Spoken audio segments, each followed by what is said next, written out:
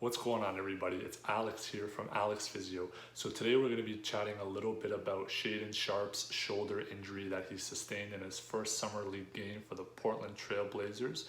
We're going to be chatting a little bit about what my thoughts are with regards to the diagnosis on the MRI, as well as what I thought while watching the video, as I didn't see it in real time. If you haven't already, please like this video, comment, and subscribe.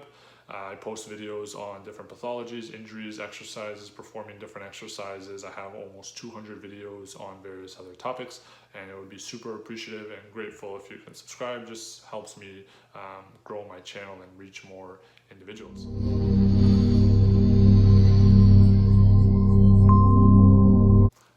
Now, before we get started, I just wanted to say why I'm sharing this video. I was raised in London, Ontario, so obviously Shaedon Sharpe being the first player from London, Ontario, being drafted in the NBA was super exciting for myself, and I'm sure a lot of other London, Ontario residents. So I felt, we're all rooting for him to be successful, and seeing him have this injury was really disheartening for a lot of individuals that were excited to watch him play. So also supporting him and all rooting for him to get better as soon as possible so he can get back on the court and dominate. Basically, in the first 5 minutes, for those who don't know, Shaedon Sharpe was playing defense, and his left shoulder, it seemed like he felt an immediate pain, and then he went out of the game and did not return. He ended up getting an MRI right after, and a few days later, the team had said that he has a small labral tear in his shoulder.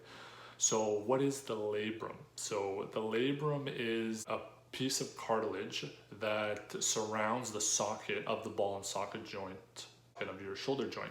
So basically what its purpose is it provides more stability and support, and it increases the contact that the ball can make with the socket. So imagine a walrus with a ball on its nose. That's like your ball and socket joint.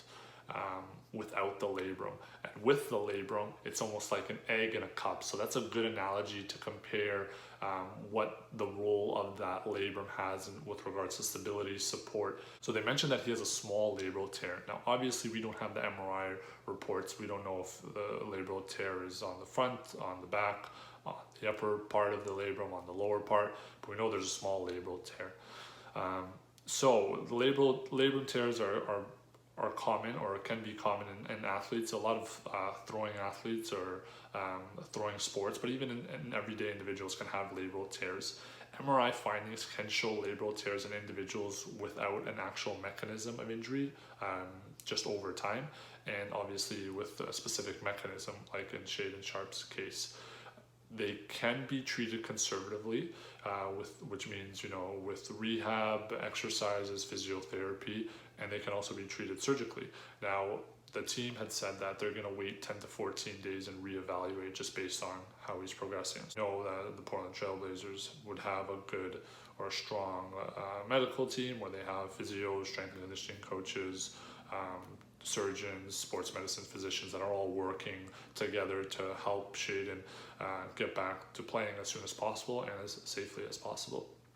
So likely in these 2 weeks, they're going to be working on a lot of rehab exercises, a lot of stability work, a lot of trying to mimic game scenarios, a lot of perturbations, which means, putting your arms in different positions and applying external forces just to challenge the stability and the reaction time, because he hasn't played in several months. So now all the adrenaline's pumping, first game, didn't play at all for Kentucky. It's a different pace and it's a different energy level. So you get into positions that you can't necessarily emulate or practice in a one-on-one setting or even a practice setting.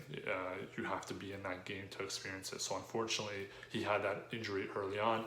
We don't know anything about his past medical history in terms of past injury history with the shoulder, shoulder strength. We don't know any of that just from the outside. All I can comment on, or all we can comment on, is just what we see from the media.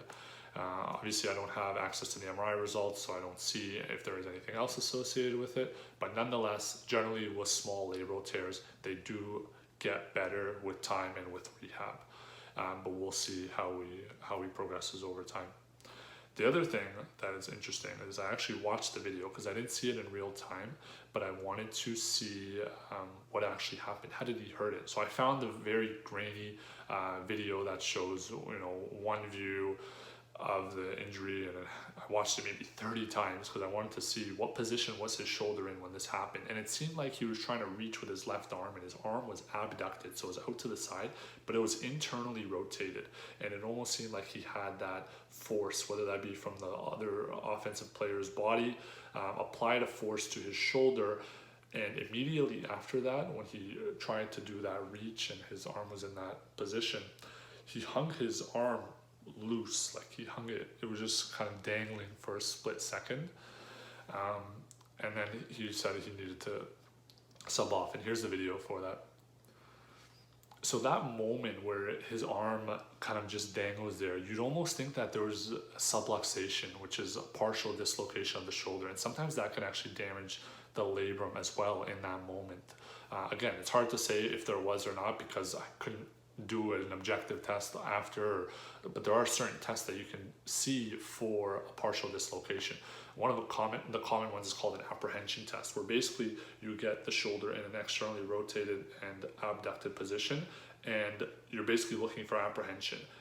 Does that individual feel that the ball is coming out of the socket? That's how you would test for a subluxation or a dislocation. So you're just looking for apprehension when you put them in this position.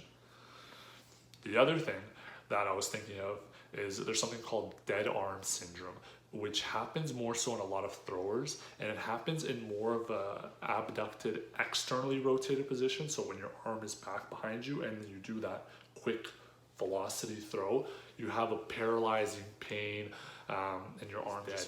And what people think that is, as a result of is there's something called your brachial plexus. So it's a collection of nerves just in between your neck and your shoulder that can be put on stretch, transient stretch. And that transient stretch or that quick stretch can cause that arm to feel dead for that moment in time. Other people also say dead arm syndrome, or what it can be is recurrent subluxations of your shoulder as a result of potential anterior instability. So there's instability in the front of your shoulder, which is causing the shoulder to partially dislocate from the socket, and that can cause that pain. The way that you actually get a shoulder dislocation to return back to the start position is if you just let that arm dangle and you rotate your arm inwards and outwards, so palm up and palm down, and it kind of just suctions back into the socket. But again, his injury, he was in an internally rotated position and abducted. He wasn't in external rotation. So that's where I'm not 100% sure. Of course, I don't have the imaging, or I'm not able to do any of the tests afterwards. But it was just interesting the way his arm was positioned after the initial injury. Just seemed a little bit odd and more consistent with something like or sublux or partially dislocate, which caused that arm to feel heavy, or was there a quick traction force on those nerves that caused it to kind of go limp in that moment in time. So hopefully they can get him back on the court as soon as possible. And yeah, that's pretty much it. Just hopefully he's working on his rehab and his therapy, and he's doing everything that he can from a proactive and reactive perspective. And when they reevaluate in a couple of weeks, that if there's no other associated injuries with that, or he's progressing along well, they've done everything that they need to get him ready for a game, then hopefully they can get him back to the game in a few weeks. But it would have to be reevaluated pretty consistently. So that's what my thoughts on the Shaedon Sharpe injury and what I think was going on, as well as what else could have possibly gone on based on after what happened with him. Let me know your thoughts in the comment section below. I'd love to hear what your opinions are with regards to what I said. I'm always open to feedback. Like and comment, and we'll see you in the next video. And thanks for watching.